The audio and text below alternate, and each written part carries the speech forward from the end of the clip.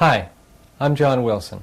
Welcome to Wooden Boat's first attempt to convey the process of wooden boat building on videotape. We've chosen the nutshell pram for this program because it's so versatile a boat. Indeed, it was designed to suit a variety of purposes, and we've been very happy with its abilities so far. There are actually two nutshell prams, the 7.5 and the 9.5 foot versions, and in practice, the smaller has been found to be more suited to children, while the larger has been more suited to adults. They weren't designed that way, however. The design criteria were simpler. We started out with a desire for a pram which could be built from 8-foot sheets of plywood and would be both simple to construct and beautiful to behold. Of course, it had to row well and sail well, and it had to tow well for those who needed a tender for a larger boat. It had to be light enough to car top or to put on a cabin top, and yet strong enough to withstand the variety of punishments to which a boat is subjected during the season. We asked Joel White here in Brooklyn to design the pram for us, and we collaborated where we could. But his result was much more than we had expected, and so good, in fact, that he went on to design a larger version, one which could be built from 10-foot sheets of plywood. Both prams are built exactly alike, with the obvious exception of specific dimensions, and both serve their purpose extremely well. We've sailed them summer and winter here in Maine, and believe that they offer a wonderful alternative to those who want to be on the water in a craft of their own creation, but aren't yet ready to take on a more ambitious design. Building any boat is a challenge, even to the most experienced, and our purpose in producing this program has been to guide viewers through the processes by which wooden boats such as this take shape. If you're following the process and actually building one of the prams, you need a set of construction drawings which provide all the information about how and where the pieces fit together. Very few boat builders work without plans of some sort, but most professionals could build a boat with a minimum of information. Our intent with the nutshells was to provide as elaborate a set of plans as we could to guide individuals of varying experience. Yet for those who have little experience with tools or wood, even an elaborate set of plans can be challenging. We hope that this program will help. The boat builder here is Eric Dow, a man who has probably had more experience building nutshell prams than anyone. He built the first of them following Joel White's successful development of the prototype. He is responsible for the production of the kits which are offered in the 7.5-foot version, and he's helped develop the pram building classes which he teaches at the Wooden Boat School here during the summer. He's very likely heard nearly every question that might be asked by a prospective pram builder. There are 6 sheets of drawings with information on them. Although they are all important, the most crucial one right now is the one which contains the information for constructing the building jig, the setup over which the hull of the pram is built. As with everything, the success of the entire project will depend upon the success of the previous steps. The building jig is the first step. Study the plan drawing carefully. The building jig begins with a ladder frame, a construction of ordinary 2x4 lumber, selected for straightness, put together much like a ladder. It must follow exactly the information provided in the plan. The 2 rails are exactly alike and should be cut and marked simultaneously. There are 3 transverse crosspieces from 2x4 stock. Cut them to the exact length specified and nail them in place with good stout nails. A plywood or masonite brace on the underside of the center of the jig will prevent the jig from racking. Check the jig carefully for square and fasten it down.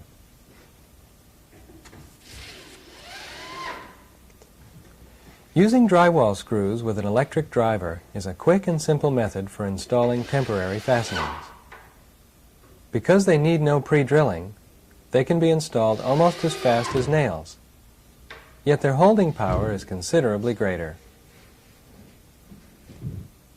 Next on the jig are the 1x2 crosspieces, which establish the mold and frame locations. Locate them carefully and fasten them well.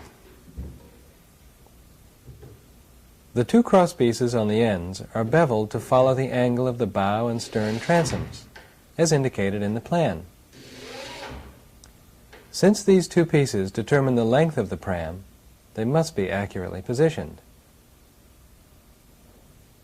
To establish the angles of the 1x4 stern transom uprights, The information is taken off the plan with the bevel gauge. When cut to the proper length and bevel, they can be clamped in place, checked for alignment, and fastened.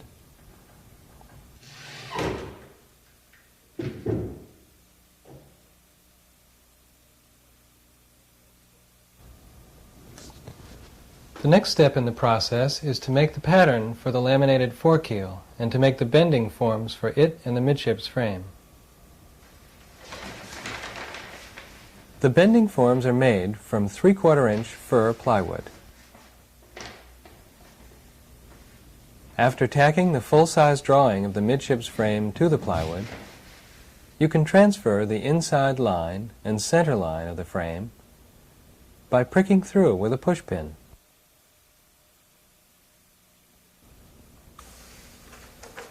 Using a flexible batten tacked in place, draw the shape for the bending form. A piece of thin spruce will serve well as a batten, and it can be held in place with small nails at close intervals. When the shape is drawn and the center line marked, you can cut the form on the bandsaw or with a small saber saw. Make the cut as smooth as possible. In order to bend the laminates around the form, bore a series of holes in the form near the curved perimeter to accommodate the ends of the C-clamps used in laminating. The fir you use for laminating may vary in stiffness from what Eric is using here, so it may be necessary to experiment. Try wrapping a 1/8 inch strip around the form. If it is too flexible, you may want to cut a thicker one. If too stiff, you'll want to reduce its thickness. When you're satisfied that it will bend around all right, you can proceed to strip up enough to create the frame. Be sure to make the laminates long enough to leave extra length at each end. Remember to cut enough for the forekeel at the same time. The forekeel bending form is drawn and cut as the mid-frame form was. But first, the forekeel pattern must be transferred from the plan to a piece of thin cardboard with carbon paper. Trace the forekeel onto the cardboard, taking care to transfer all the information from the plan, and cut it out. Using this pattern as a guide, draw the inside curved face onto the plywood, and remember to transfer your reference points.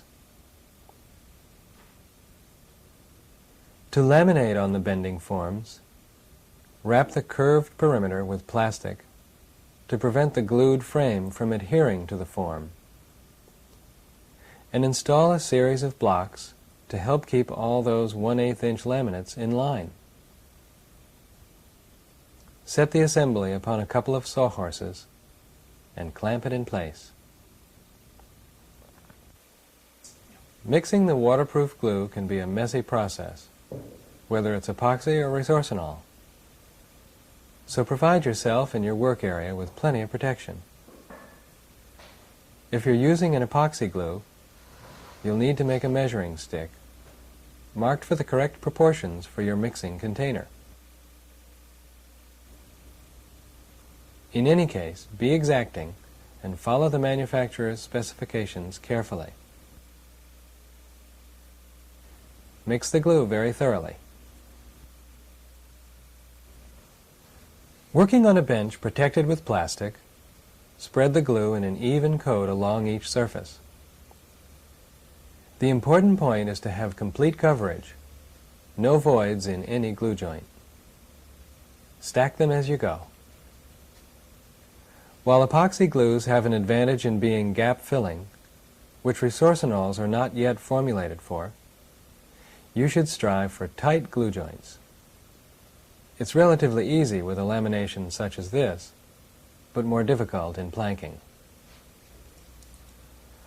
Although C-clamps are essential to the professional boat builder, very few non-professionals are equipped with them. They are crucial to a variety of gluing tasks in woodworking, but if the investment is out of the question, they may be able to be borrowed from a fellow hobbyist.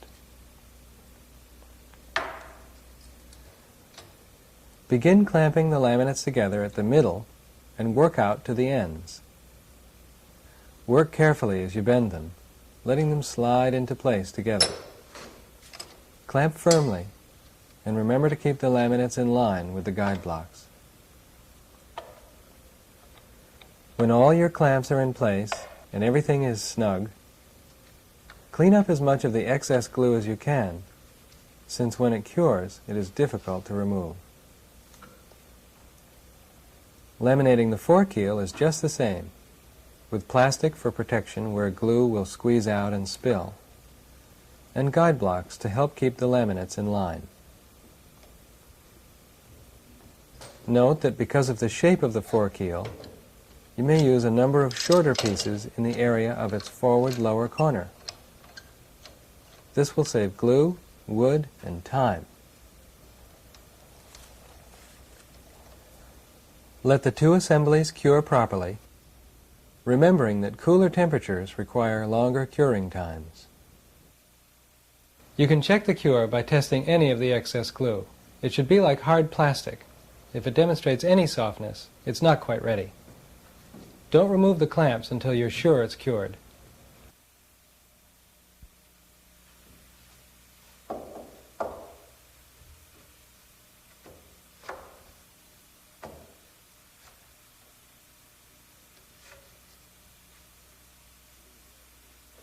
The glued lap straight construction lends itself to a minimum of framing because gluing the edges together in that way makes the boats very stiff. They become, the panels stiffen right up when you glue them together as a lap straight boat.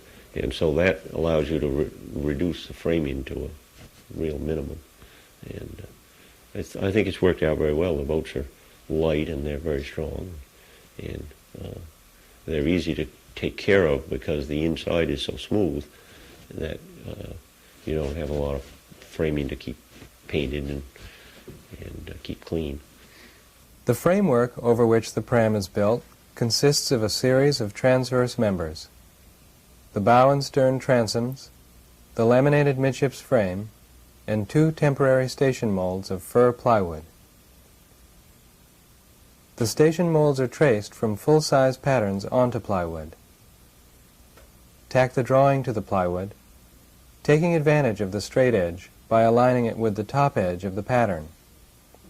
With a pushpin, prick through the drawing, making marks at the shear lines to distinguish them. Continue around the perimeter of the mold with enough points to draw it on the plywood. Be sure to mark the center line. Now draw in the lines and cut it out on the bandsaw.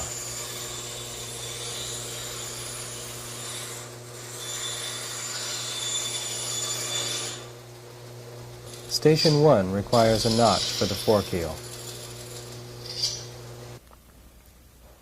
The transom plans contain information for beveling as well as shape, so the pattern is first transferred to heavy paper stock. Transfer both sets of lines, the inner and the outer. The difference between these two lines represents the bevel. Prick through every 2 inches or so. Tack down the pattern and prick through for the transom. Spring a batten for the top curve of the transom.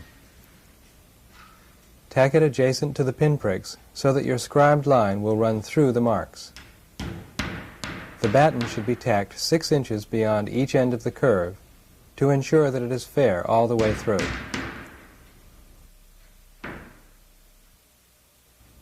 Sight it for fairness and draw it in. The process is the same for the other transom. Rough out the transoms with the skill saw, then clamp them securely to the horses and cut to the lines. It's easier to cut the curve of the transom on the bandsaw. Because the bow transom is smaller, the whole thing can be cut out on the bandsaw. Smooth up the edges with the block plane. Bring them down to the outer line and square them up. The smooth plane will make quick work of the steep bevels on the bow transom. Finish them up with the block plane, marking the top edge with a pencil to keep from planing too far. The stern transom is just the same.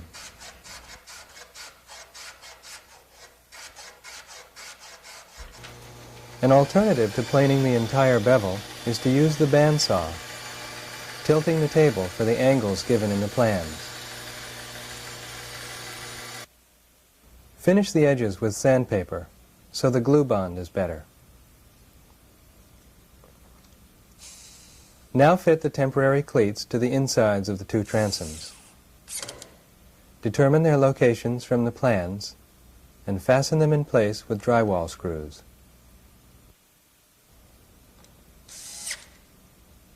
To complete the midships frame, the first step is to remove the excess glue from each side.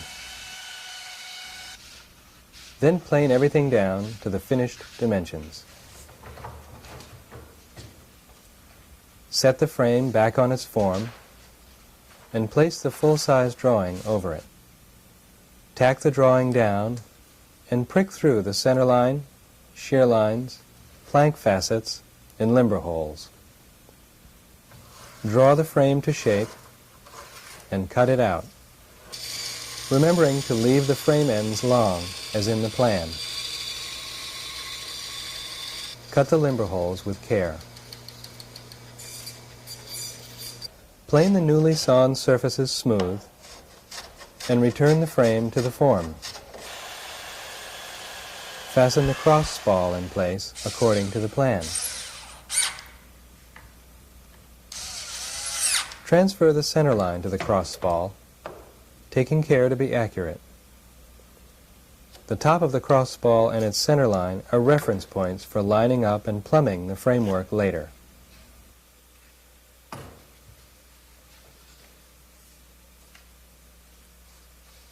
The forkeel is done the same way.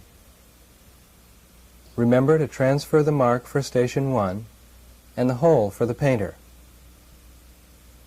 Trace the pattern onto stock and cut it out on the bandsaw.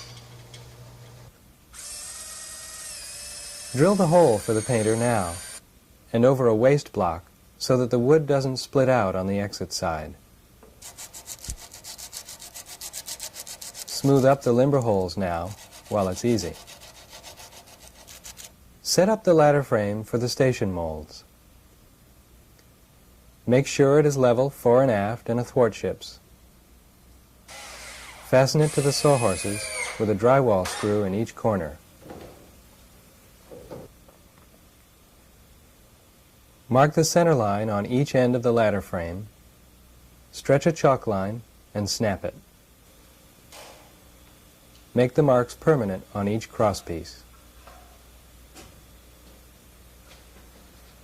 Starting at the stern, set up the transoms and stations. The temporary cleat on the transom should meet the crosspiece and position the transom at the correct height, as shown in the plans. Line up the center lines, clamp the transom, and fasten it to the upright.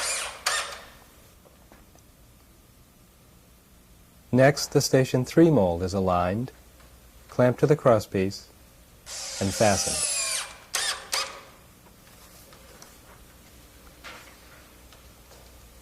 The midships frame is centered and fastened, as is the Station 1 mold.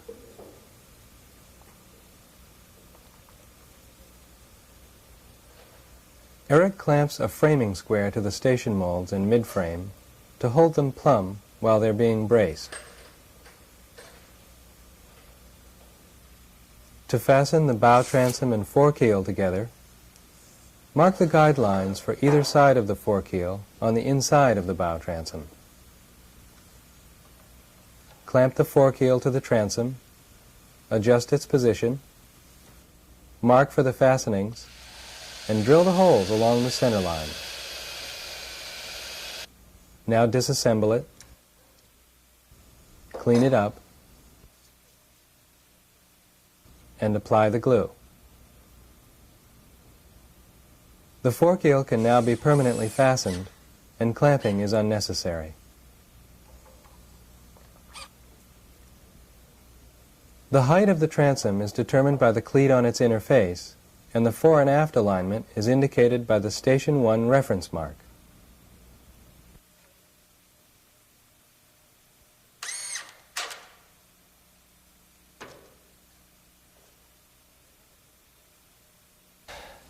We're now ready to begin planking the pram. The layout of the bottom panel and the planking on the sheets of plywood is described in the plans and eliminates the need for spiling. Because the plank shapes are precise on a multi-chine boat such as the Nutshell, patterns have been projected in the plans for layout on sheets of plywood. They are transferred to the plywood exactly as they are drawn. You'll need to pattern 3 planks in the bottom panel, and those 3 planks become patterns for their mates on the other side. Begin by laying out the bottom panel, because it is a simpler shape and process. Lay off the station intervals, and using the factory edge of the plywood as the baseline, measure up enough distance to accommodate the widest width of the panel, and strike a center line. Note carefully that the widest point on the panel is between Station 2 and Station 3. So be sure to allow for that width. From the center line, measure out to each side and mark the points. When all the points are marked, spring a batten to shape, tack it in place, and draw the line. You now have a full-size drawing of the bottom panel on plywood. The process is repeated for the plank shapes, except that instead of station lines, you have more intervals, which must first be laid out on the plywood. Go carefully, transferring every bit of information exactly, until you again have a full-size drawing of the plan. Transfer and draw a plank at a time to avoid confusion. With care, you can cut the bottom panel with a skill saw, but be careful not to let the saw bind. Set the blade just a little deeper than the thickness of the plywood, and go slowly. Clamp the panel securely and plane square to the line with a smooth plane.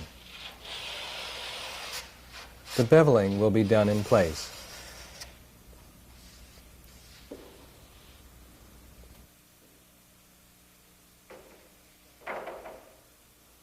Begin by fastening the bottom panel at the stern transom with 1 screw at the center line. Now you can pivot the forward end, which demands the most precise positioning. Match the center of the panel with the center of the forkeel.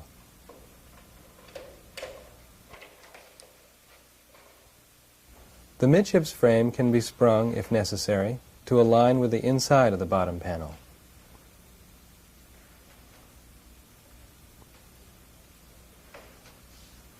When it's clamped in position, drill for the fastenings. Remember to drill at the same angle as the transom, so that each screw bites into solid wood. Draw yourself a guideline across the bottom panel where the midships frame is hard to see. To avoid drilling into the limber holes, mark their positions on the panel.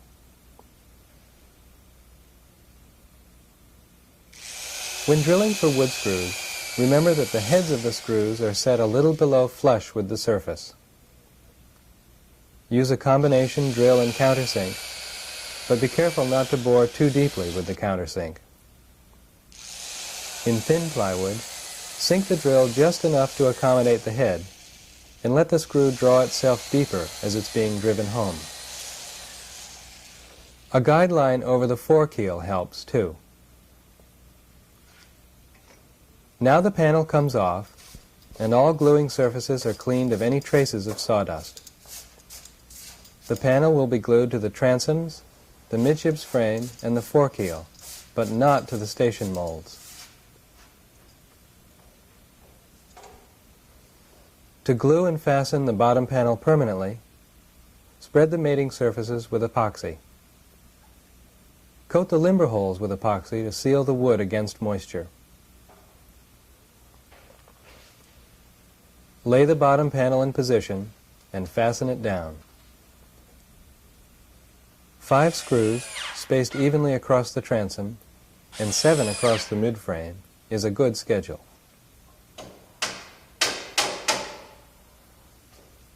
To proceed with the side planking, tack a flexible batten along the first knuckle, which represents the upper edge of the garboard plank.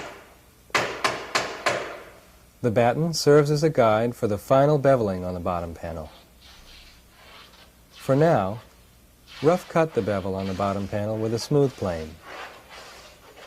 Keep the bevel steep at first.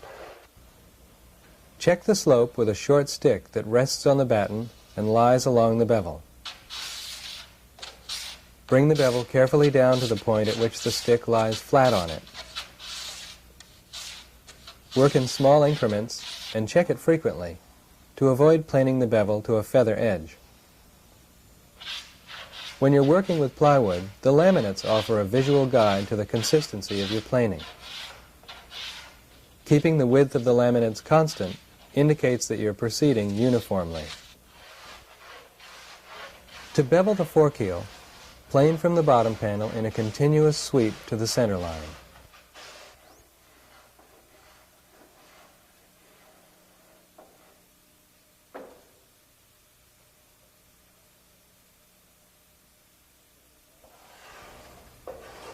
Put a slight forward bevel on the midships frame to accommodate the bend in the garboard plank.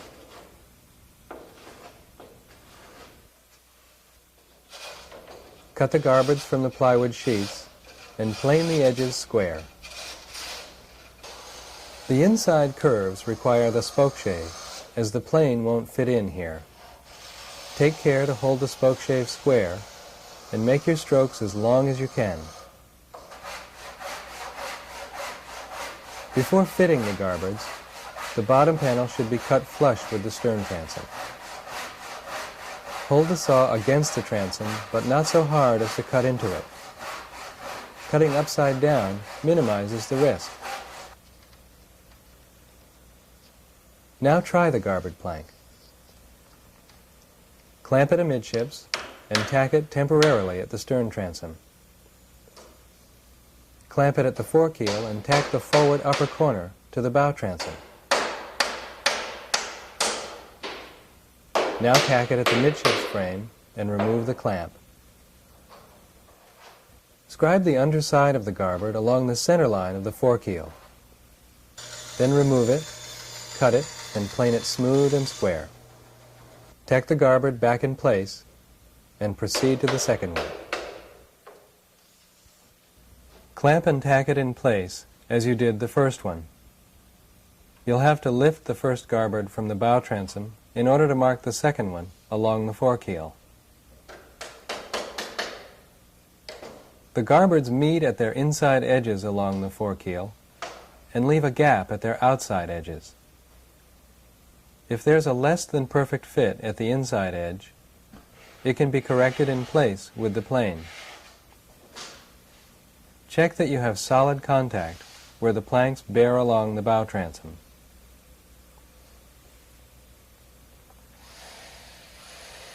Boring for the forward fastenings takes a certain amount of care. The screw must be driven right into the center of the thickness of the transom. Don't let it run off.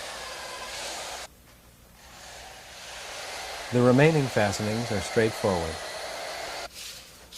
When you've removed the garboard planks and cleaned up all the gluing surfaces, place strips of waxed paper or polyethylene over the edges of the molds, so the planks don't adhere to them. There will be some squeeze out, and you don't want to have to tear your boat free of the jig. Apply the epoxy and fasten the garbards. Begin at the midframe, then fasten at either end, then come back to drive the fastenings home. Because the garbard will want to spring away from the bottom panel, you must pull the joint together with drywall screws. Applied every 3 inches or so, these act as clamps between the two panels.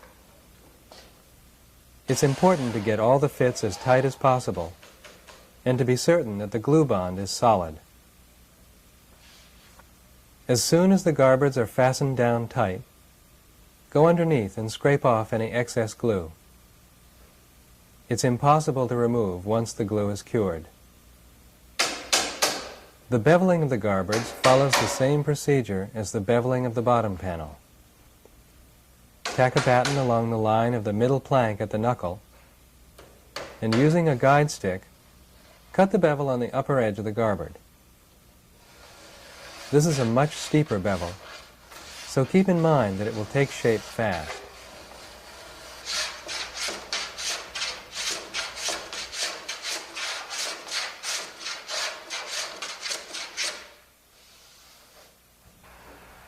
Cut the middle planks out from the plywood stock and fit them just as you did the garbards.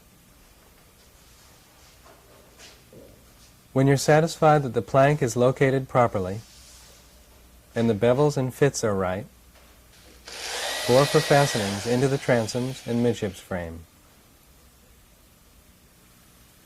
When both planks have been fitted and dry fastened, remove them, clean the surfaces, spread the glue, and fasten them home. Where the drywall screws that hold the laps together aren't quite enough to snug the laps closed, you can add to their strength by driving the screws into temporary blocks placed behind the plank. They'll draw the two planks a little tighter together.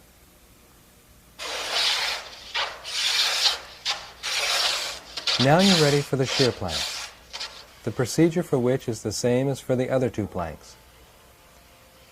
Tack a batten along the shear line, bevel the edge of the middle plank, and try the plank out.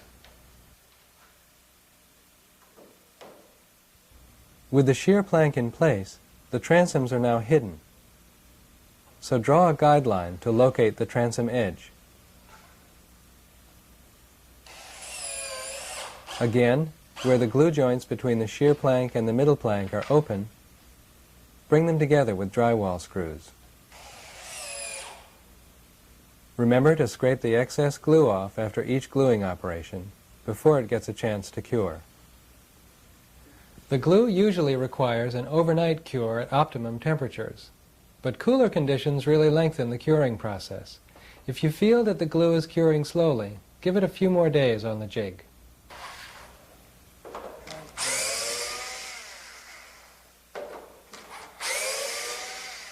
Before taking the boat off the jig, there are a few remaining tasks. Remove all the drywall screws from the garbard planks in order to plane the garbards flush with the bottom panel. Begin with the smooth plane set coarse. As you get closer to flush, you can set the plane a little finer. Check your progress with the side of the plane. Now saw off the protruding ends of the planks. Cut upside down and guide the saw carefully against the transoms. Smooth the sawn ends with a spoke shave or block plane.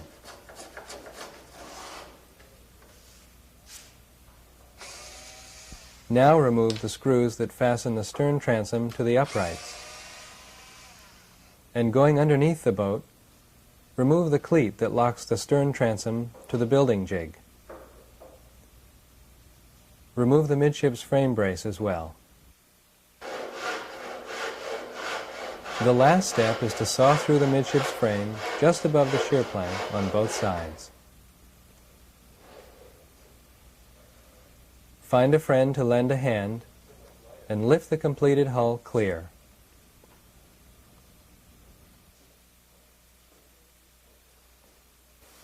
Liberate your sawhorses.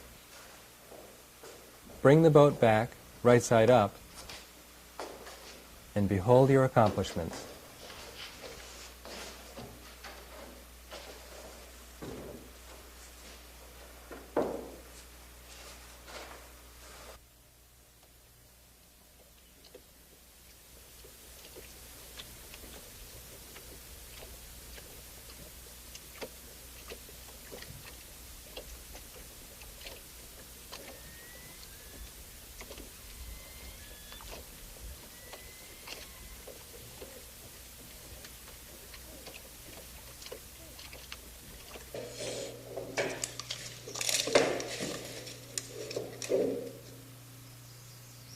The plans for the 9.5-foot nutshell include a cutting plan for the keel, guardrails, and quarter knees from a mahogany plank. The cutting plan is designed to guide in the layout and shaping of pieces in much the same fashion as plank pattern layouts. It requires that one edge be square and straight before beginning. Make the patterns for the quarter knees from thin plywood or heavy cardboard and trace them onto the mahogany.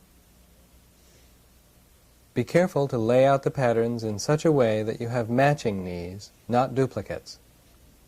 In other words, flip the pattern after drawing the first knee. This way you can cut and bevel them on the bandsaw. When laying out the pieces, be sure to leave enough space between them to allow for cutting them apart. The skeg is the most involved layout, but follow the information on the plan and it will shape up properly. If you're building the 7.5-foot nutshell, you can scale the shape of the knees and skeg from the construction plans. Take care in keeping the proportions on the knees. They truly enhance the appearance of the finished pram. To place the quarter knees properly, strike a line across the stern transom from shear line to shear line. Measure in and up from it so that the knees rise toward the center of the transom to complement the sweep of the shear. Smooth the inside curve of the quarter knees and round the edges so that the whole is smooth to the touch. A spoke shave set shallow does the job. Be careful with the end grain at the tips of the knees. You may have to rasp out the excess glue at the joint between the transom and the shear plank so that the quarter knee will fit snugly into the corner. Try it for a tight fit at every surface, top and bottom, and plane it carefully until it fits. Once it fits to your satisfaction, draw around it on the transom to guide in boring pilot holes. Take care to drill them at the proper angle. Holding the knee in place, bore through the shear plank and through the pilot holes in the transom and dry fasten it. When the knee has been removed and cleaned, apply the epoxy and fasten it home. The procedure is the same for the remaining quarter knees.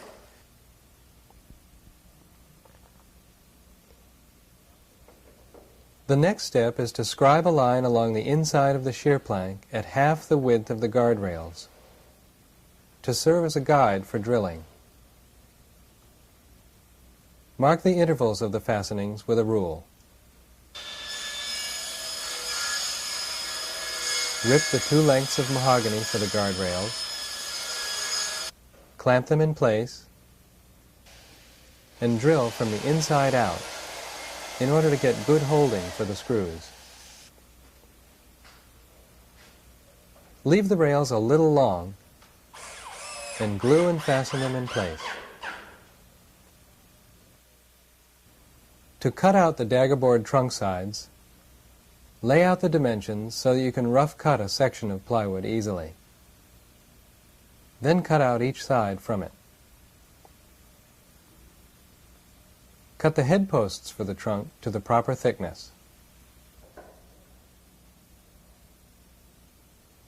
The bed logs for the trunk are ripped from mahogany stock and must be rabbited out for the trunk sides.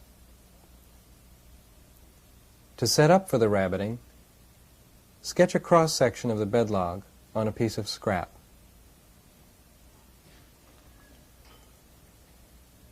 To cut the rabbet on a table saw, set the blade to the depth that the plywood lies below the top of the bed log. Set the fence so that the blade cuts no more than the thickness of the plywood. And run the stock carefully over the saw. Use a piece long enough to get both bed logs.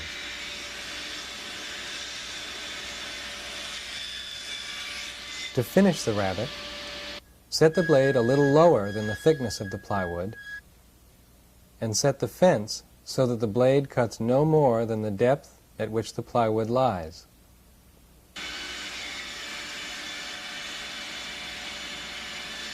Now cut each bed log a little long and clamp it to a side.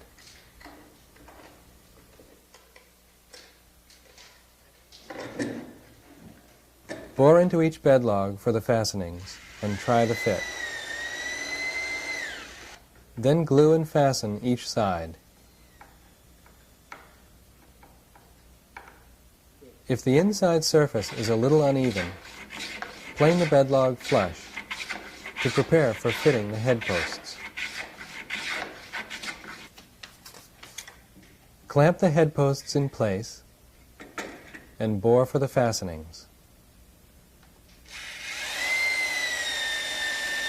Glue and fasten both head posts to one of the sides.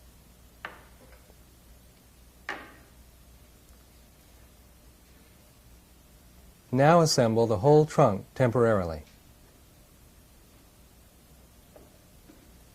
Line up the bed logs with the tri-square and clamp the whole thing together. Bore for the fastenings, remembering to stagger the holes so the screws from either side don't run into each other. Take it apart, then glue it up and set it aside to cure.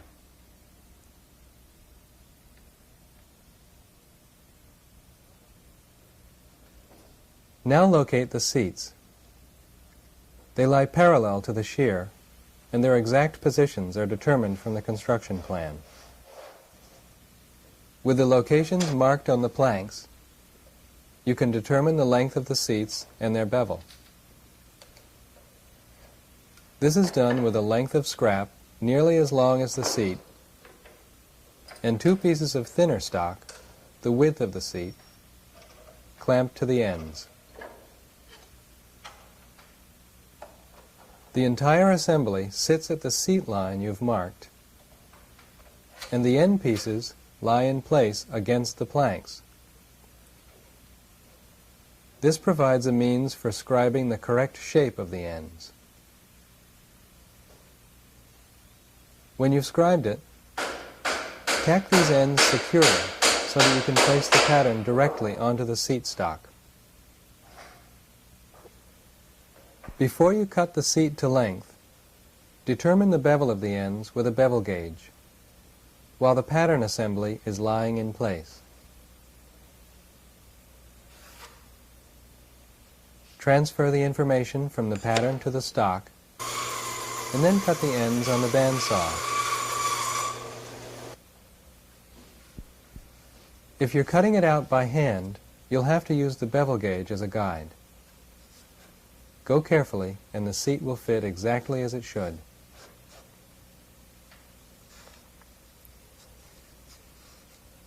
The appearance of the boat is greatly improved by numerous small touches. Cutting a bevel in the lower edges of the seats lightens up their look.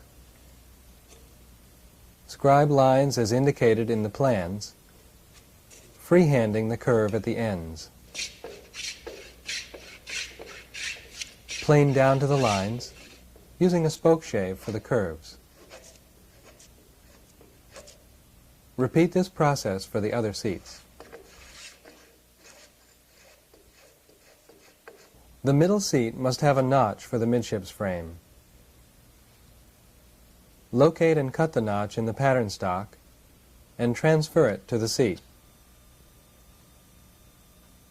To bevel the notch, cut it with the hand saw and chip out the waste with a chisel.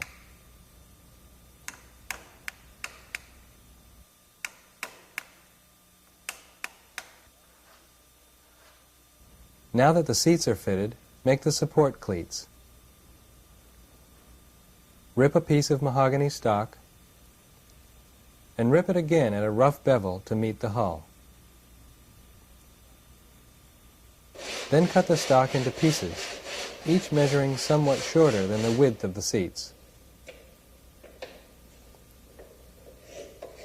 Round the edges with a spoke shave.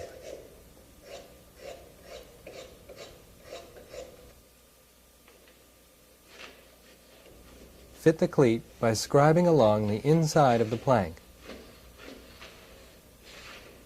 and plane it until it fits without rocking.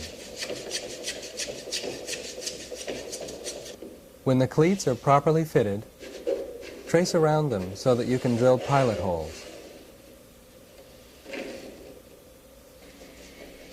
Then, holding the cleat firmly in place, bore through from the outside for the fastening. Apply the glue and fasten the cleat in place. Repeat this procedure for the remaining cleats, wiping clean the excess glue.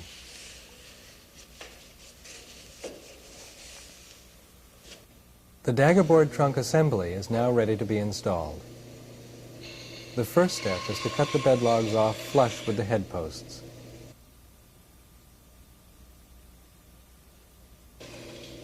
Because the daggerboard slot is shorter than the length of the daggerboard case, you have to cut the posts back half their width. This provides a landing around the ends for bedding. The ends of the posts must now be rounded to fit the radius of the slot ends. A chisel will do the job well if you work carefully.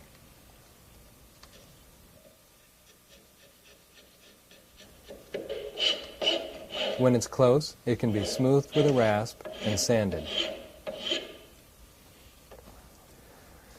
The trunk fits against the midships frame and is offset from the center line to clear the skeg. Set the trunk assembly standing on its posts in position with the bed log against the midships frame and trace around the posts. With a spade bit, bore through until just the point of the drill exits.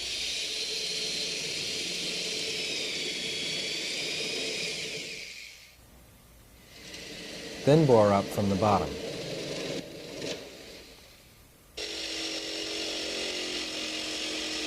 Cut along the line with a keyhole or saber saw. The slot is cut narrow at first to ensure a snug fit. Work the edges until you get that fit.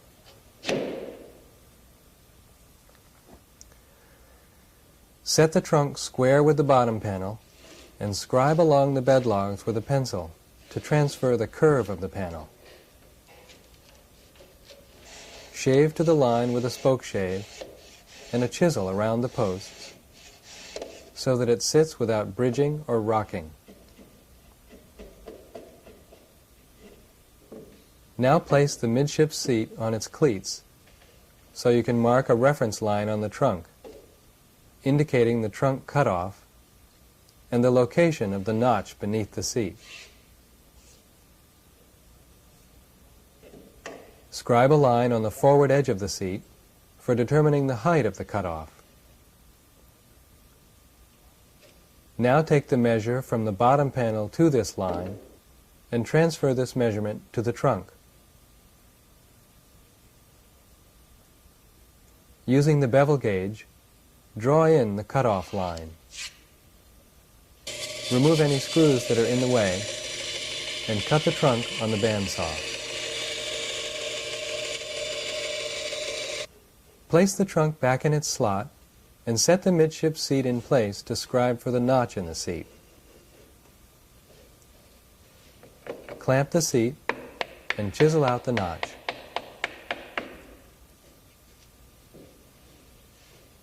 The trunk, seat, and hull can now be locked together.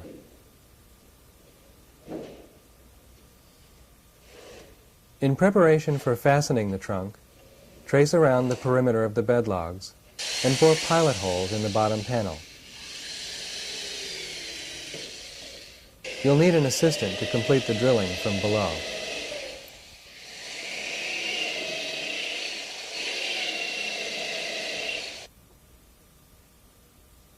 The daggerboard trunk is bedded with an adhesive compound such as polyurethane. Squeeze a bead of compound along the inside and outside perimeters of the bed log, making sure that you bed close around the posts and that you apply compound to the forward face of the midships frame. The bedding is successful when it squeezes out all around the bed logs as you fasten down the trunk. Next, cut the skeg out of the mahogany. Plane it down to thickness, trim off the end, and cut the curve with the saber saw.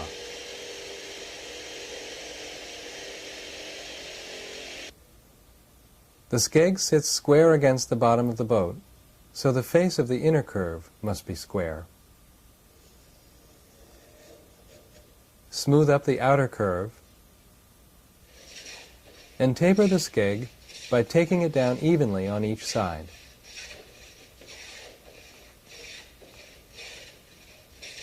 Before fitting the skeg, cut off the protruding ends of the trunk posts with a handsaw and cut away the excess bedding with a sharp knife. Mark a center line on the bottom panel and measure out on either side for the width of the skeg.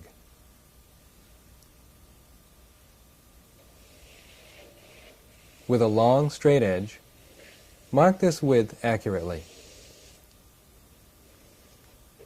It should clear the daggerboard slot by 1/8 of an inch. Then lay out pilot holes and bore from the outside. Try the skeg to see how it fits and shave it until it does.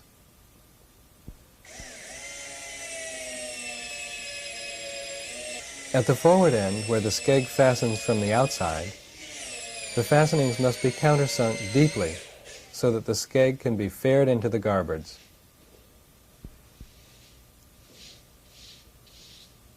Now clean up the surfaces and apply adhesive compound. Start a center fastening so that you can align the skeg accurately. Fastening from the inside requires assistance. Make sure that the compound squeezes out, assuring that the skeg is drawn down tight. Because the skeg is so deep at the after end, it requires a long machine screw to anchor it properly. Mark a center point and drill for the countersink in the skeg. Then, with the drill held normal to the bottom, bore through, being careful to hold the drill straight. Fasten the screw with a washer and nut.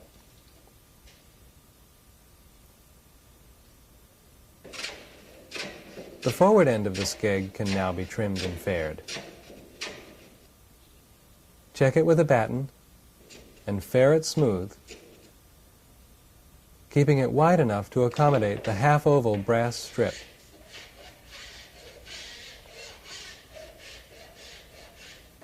The guardrails can now be trimmed off.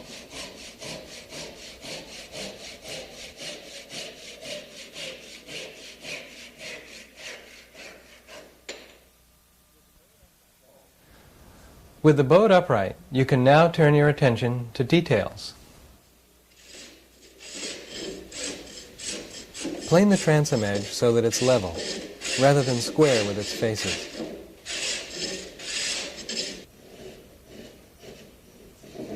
Where the guardrails, transoms, and quarter-knees join, the woods and grains require a variety of techniques to dress them properly.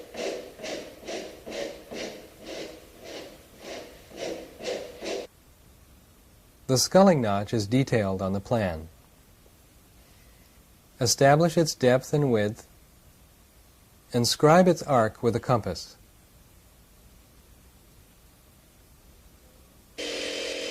Working slowly and carefully, cut the notch with a saber saw. Finish it with a rasp to remove the saw marks and to round the edges well so they don't dig into the shaft of the sculling oar.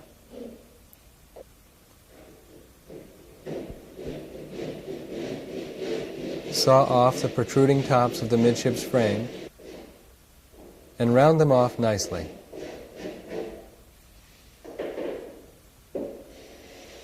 Finally, plane the shear strake and guardrail together so they are smooth and fair.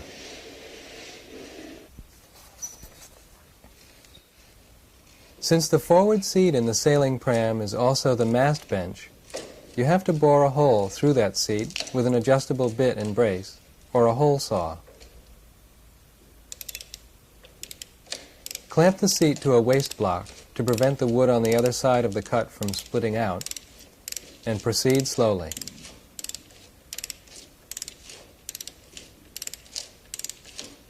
You must now level the boat in order to place the mast step plumb with the hole in the seat.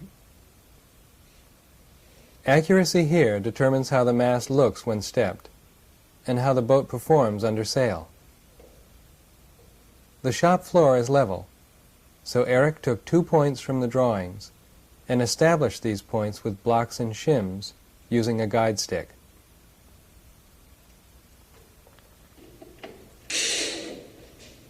Fasten the forward seat temporarily and mark center lines on it. Hold the level plumb against the seat and measure out to it from that center point.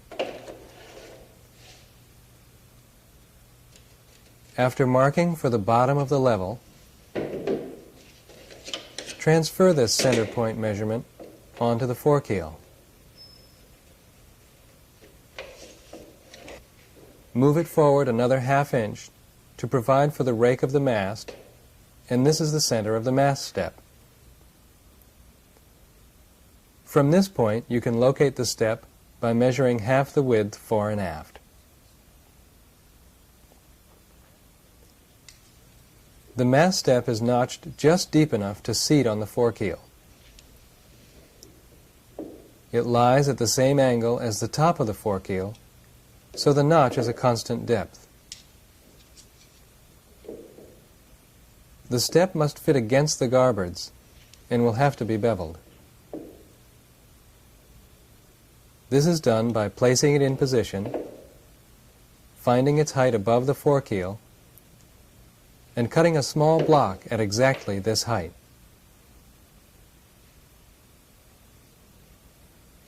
The block is then placed under the forward end of the step, and the step is accurately scribed with a compass set at the height of the block and held plumb.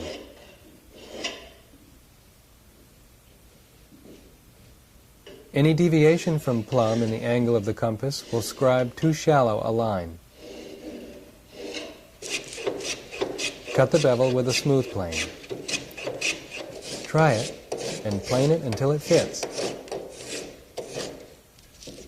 Once it seats true, bore the mast hole, trace around the ends where they bear on the garboards, and drill pilot holes from the inside for fastening. Bore for the fastenings from the outside, and bed and fasten it in place. Fasten into the forekeel as well.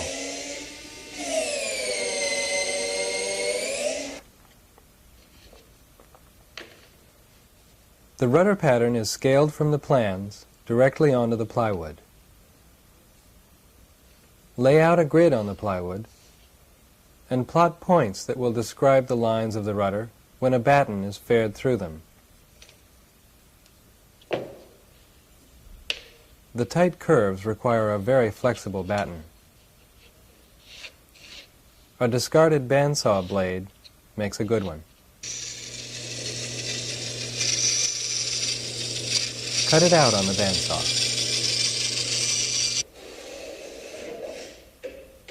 Shave it with a spoke shave or a smooth plane to bring it down to the line, or a rasp where the curves are too tight to dress with an edge tool. When it's been shaved and smoothed, sand the edges.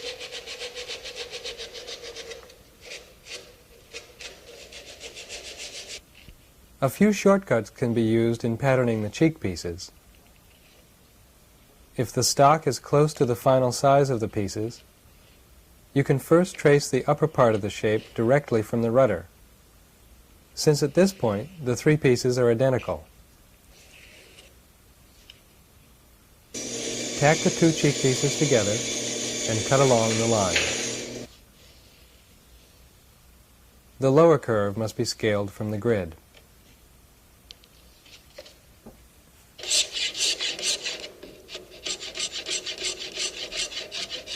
With the mated cheek pieces cut out, plane them smooth and bevel their opposing sides along the curve.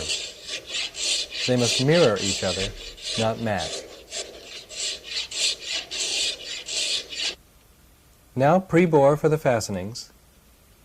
Take the assembly apart, clean it up, and glue and fasten it permanently.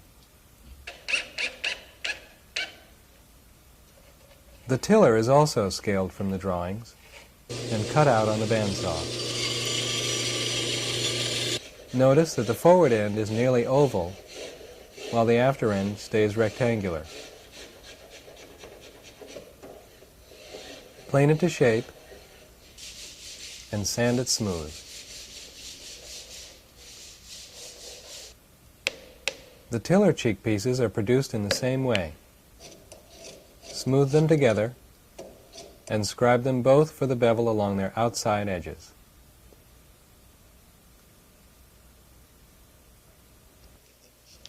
Fasten them one at a time. To bore for the tiller pin, clamp the tiller in its proper position on the rudder. Using the tiller pin sleeve as a guide, scribe a circle. Drill through one cheek just enough to mark the rudder. Remove the tiller and with the larger bit, bore through the rudder. Take pains to get it straight. Now, using the first hole through the tiller cheek as a guide, finish boring through the second cheek. Cut away the hole in the rudder to create the notch.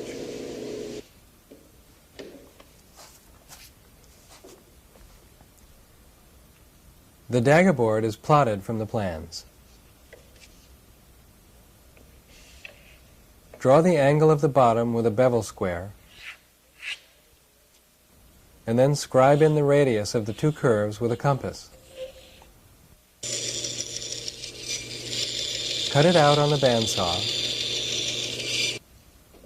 Then drop the rough-cut dagger board down in its slot and strike a line to determine the angle for its top.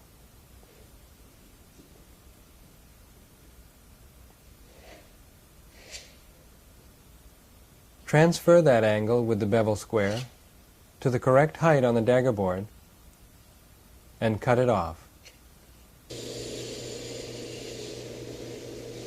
Cut out the dagger board cap and fit it.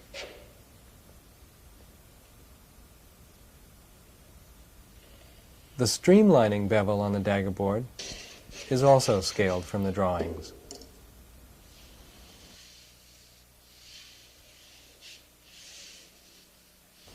Now's the time to make a cap for the dagger board trunk.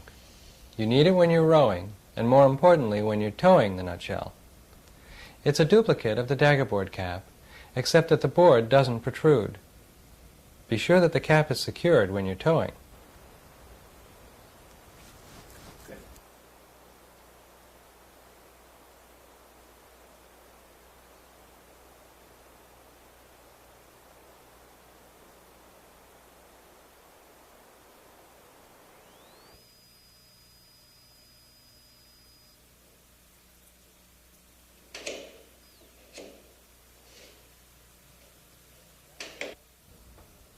Now it's time to surface over the screw heads and fill the holes where the temporary drywall screws were put through. Use a thickened glue and surface the holes from both sides. Fill deep in the joint where the garboards meet along the forkeel, and do the same on the undersides of the laps. This will help ensure a strong bond and some stiffening at the lap.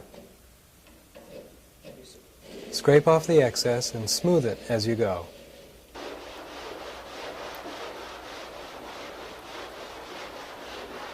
After the cure, the finish sanding can be done by hand or machine. Be sure to remove any glue residue and soften any sharp corners. And wear a mask. After a thorough cleaning with a vacuum, you can apply the primer coat. If you plan on varnishing the stern transom, you'll want to pay closer attention to the sanding, and perhaps stain the mahogany plywood as well.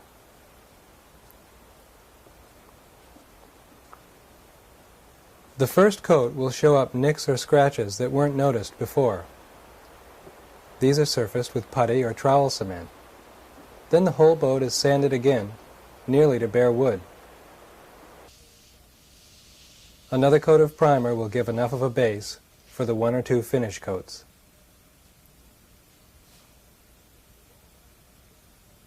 The waterline is struck across the stern transom, in line with the top edge of the garboard. The bow transom is left unadorned. Take care to cut the edges neatly. Whatever your color scheme, give the interior 2 good coats of paint. Coat all the surfaces, whether they can be seen or not. It will help to stabilize the wood. You may choose to varnish the seats.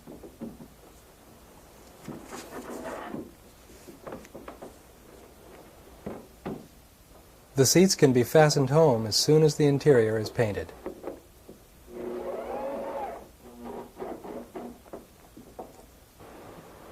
The next task is to install the hardware.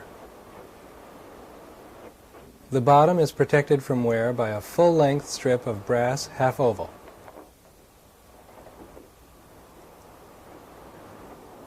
Bend it to shape before drilling. Mark its ends for trimming, and mark the intervals for the fastenings with a center punch. Drill for them over a piece of waste stock. Although a drill press would help here, you can do it with a portable drill and a steady hand. Countersinking for the screw heads can be done the same way. Bed the strip with ordinary bedding compound and fasten it in place. If you're using the oar lock we recommend, you'll be installing it upside down and high enough that the oar clears the guardrail sufficiently when rowing. The sockets are located from the plans and bedded and fastened with machine screws and nuts.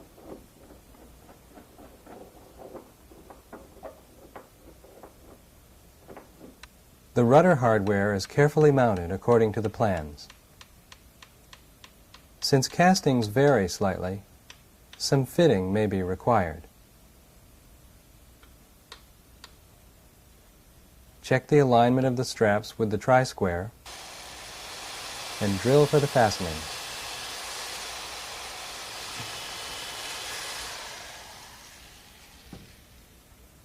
The hardware is riveted with number 12 copper nails. Drive them through and clip them off, leaving about 1/8 of an inch protruding. And then work these ends with a ball-peen hammer. Back the other side against something solid. Peen over the edges of the rivet lightly at first to get it to stay put. Then give it firmer taps as it crowns.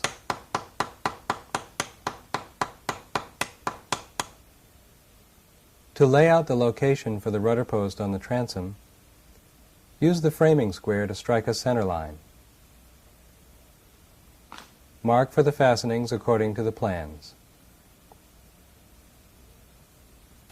After drilling, bed and fasten the fittings with machine screws, nuts, and washers.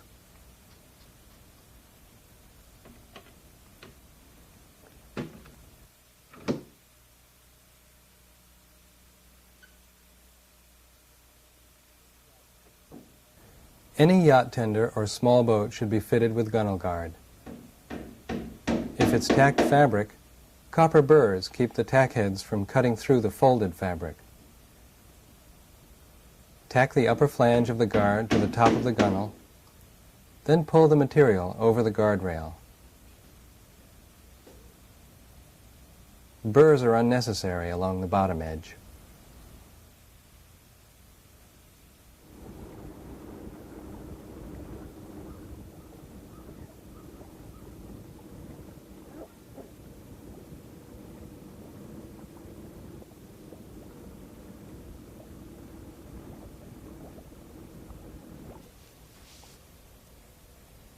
Building the mast, boom, and yard for the nutshell is a process which requires careful preparation. But if the first steps are taken with care, the subsequent steps will be easy. In essence, what we have to do is turn a square timber into a round one and put some taper into it at the same time. So the first step is to cut, or build, the square timber to proper length.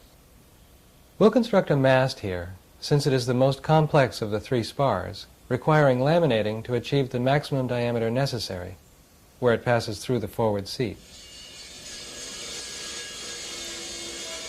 Laminate 2 pieces of kiln-dried spruce, ripped from a 2x10 or 2x12. We recommend kiln-dried stock because it has a uniform moisture content and will be less prone to warp. We recommend wide stock because it comes from the higher quality butt section of a tree. Be careful in ripping stock from a wide plank. It may tend to edge set from the release of tension in the wood. If this happens, cut the stock wide at first, so you'll have some extra wood to trim straight. You may have to plane the mating surfaces because of imperfections. Spread a thin, even coat of glue on the mating surfaces and clamp them. Set a few clamps horizontally to keep the pieces from slipping. They can be removed once the other clamps are set.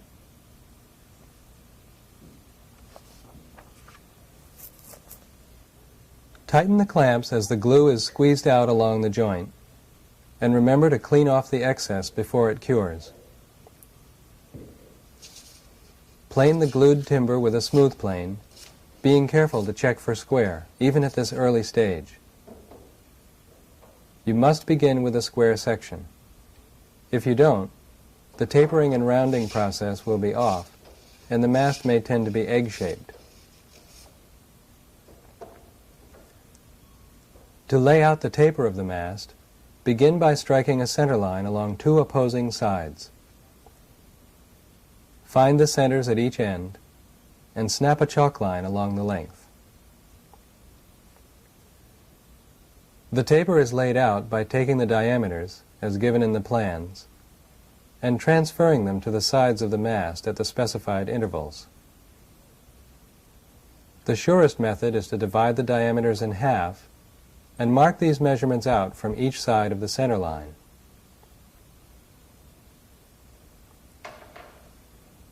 When the points have been laid out, spring a batten, sight it carefully, and draw a fair line along each row of points.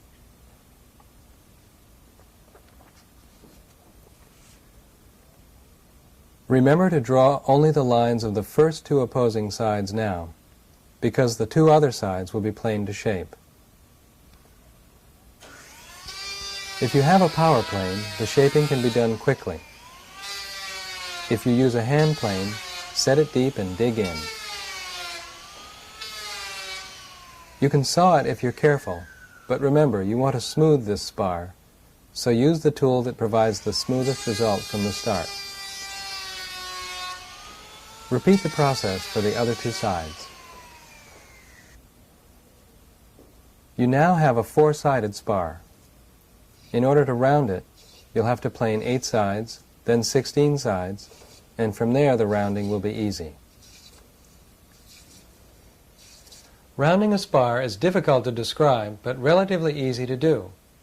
At the point of the greatest diameter of the square spar, draw a circle right on the side of the spar.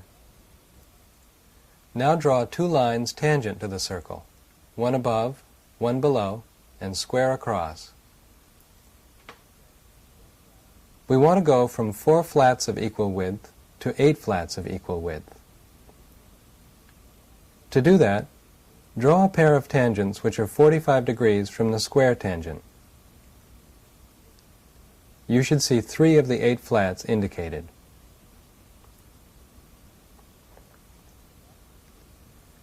To mark for the 16 flats, set your bevel gauge at 67.5 degrees and draw in 4 of the 16 new tangents. The taper gauge can be more or less involved as you choose, but the principle remains the same. It consists of a piece of wood shaped just a little wider than the maximum diameter of the spar, 2 legs and a bridge. Using the layout of tangents as a guide, mark precisely the intervals at which they intersect. Differentiate on your gauge between the 8 flat intervals, which are blue, and the 16 flat intervals, which are red. With the points marked precisely, transfer them to the bottom or top of the bridge, and bore through the points to allow a pencil to be held snugly. To mark for 3 of the 8 sides at once, you'll need 2 pencils through the bridge. You can do as Eric does, however, by using only 1 pencil and marking 1/2 at a time for 8 siding, and 3 pencils for 16 siding. To plane in the 4 new sides, make a simple 2-piece cradle using scrap stock with 45-degree angles cut on the ends. Nail them temporarily to the bench.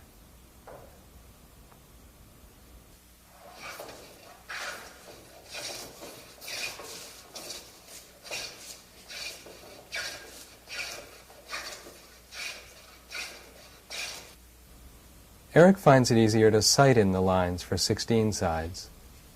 Remember only that each of the sides should taper in consistent proportion to the next.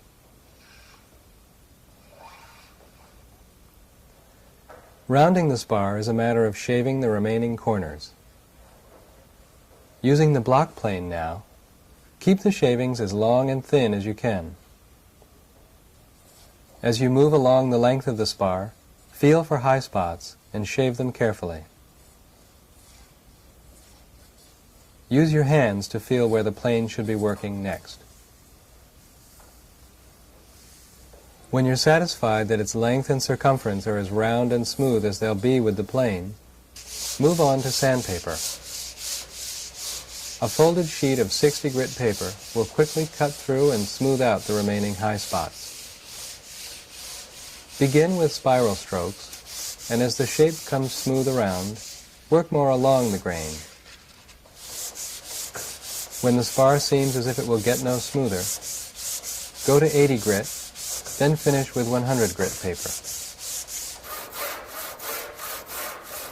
To shape the head of the mast, cut the upper end square and sand the edges to a smooth and pleasing contour.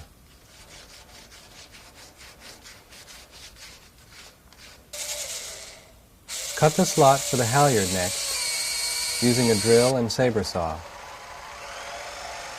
Its location is scaled from the plan.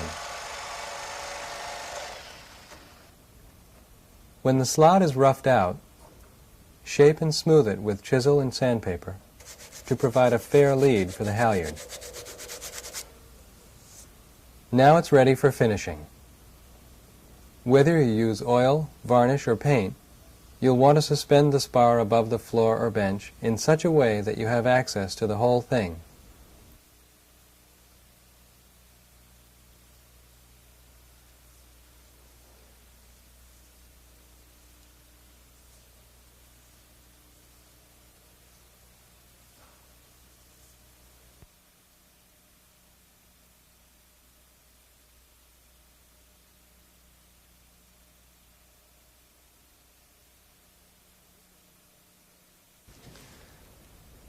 To rig the nutshell for sailing, you'll need to perform a few more carpentry operations. The most practical solution we've found for belaying the halyard is to carve or turn a small belaying pin for the forward seat. Even a cut-down dowel will serve, but you can be elaborate as well. Bore a hole of the proper diameter through the seat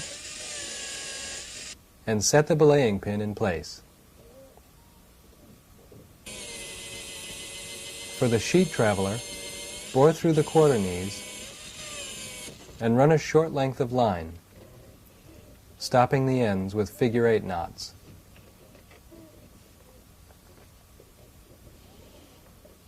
The halyard reeves through the slot at the head of the mast. As you measure for the length, remember to allow enough to be able to drop the sail completely.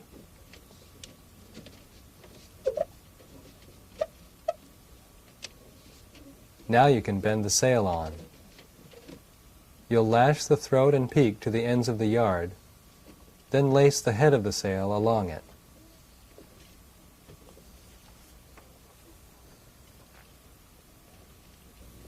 The tack and clew lash to the boom without lacing.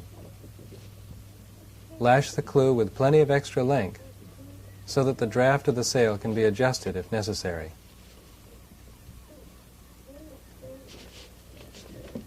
We've experimented with a variety of methods for leading the sheet along the boom, and you can try your own variation if you like. To do it inexpensively, you can seize a couple of round thimbles, usually obtainable from sailmakers, to the boom. If you prefer small, lightweight blocks, you can purchase a pair and install them. Joel decided to try some bent copper tubing, flattened at the ends, and riveted to the boom. This works just fine and provides a durable and inexpensive fair lead.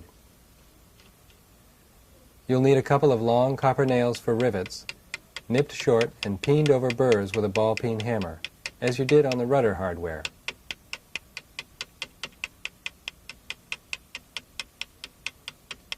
Splice in a lanyard at the tack of the sail for a downhaul.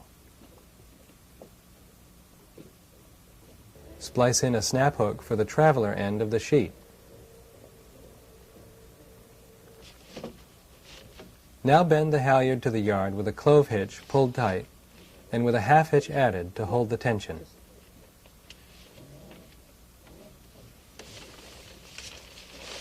To locate the strap eye for the downhaul, hoist the sail to the masthead and belay it. Bring the downhaul about a foot below the end of the boom and mark the mast. Drill and fasten the strap eye in place.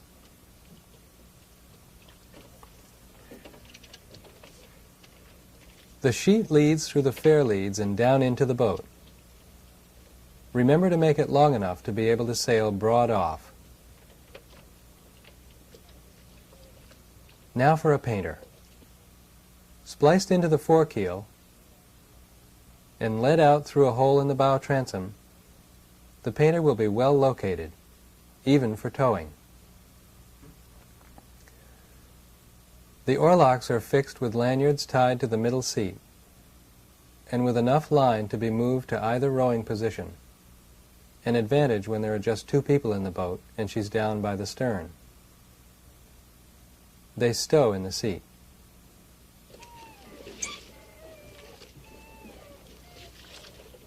Fit your rudder and tiller, set your daggerboard, and push off. You'll feel a quick and responsive little craft, one which moves easily under sail. Allow yourself the opportunity to get the feel of the nutshell in light air. See how her speed is affected by the trim of your own weight. You may need to adjust the position of the halyard on the yard, for her abilities to windward can be affected by it. Don't be afraid to experiment.